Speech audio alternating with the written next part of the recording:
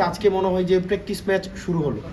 আজকে practice match শুরু হলো এবং বিভিন্ন সময় আমরা দেখেছি যে কেন্দ্র দখল করার যে একটা প্রবণতা থাকে, ভয় ভীতি দেখানোর প্রবণতা থাকে। আমাদের আদিব ভাইয়ের উপরে যে ধরনের হামলা হয়েছে এবং 24 পরবর্তী সময়ে আমাদের প্রচার কার্যক্রমের উপরে এভাবে দলীয় পরিচয়ে বিএনপির দলীয় পরিচয়ে যেভাবে হামলা হয়েছে, এই ধরনের হামলা কিন্তু একটা পুরা নির্বাচনী কার্যক্রমের মধ্যে একটা নেতিবাচক একটা বার্তা যায়, যে দমন পীড়নের যে বার্তা এবং কেন্দ্র দখল করার যে বার্তা, সেই বার্তাটি আজকে মনে হয় যে প্র্যাকটিস ম্যাচ শুরু হলো।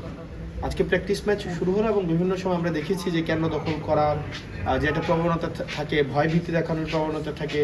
এবং আমরা এটাও বলতে শুনেছি যে যদি প্রতীকে ধানের শীষ না থাকে বা একটা সার্টেন একটা সিম্বল না থাকে, তাহলে প্রয়োজনে বাড়ি থেকে ছাপিয়ে নিয়ে গিয়েও ওই প্রতীকে ছিল মারবে। এই ধরনের বক্তব্য আমরা বিভিন্ন সময় আমরা দেখেছি যে কিভাবে বলা হয়ে থাকে যে যখন কেউ আমরা দেখলাম যে বলা হচ্ছে যে জামাতের যদি নারী কর্মীরা ভোট চাইতে আসে, তাদেরকে যেন পুলিশ দিয়ে 999-এ ফোন দিয়ে যেন ধরিয়ে দেওয়া হয়।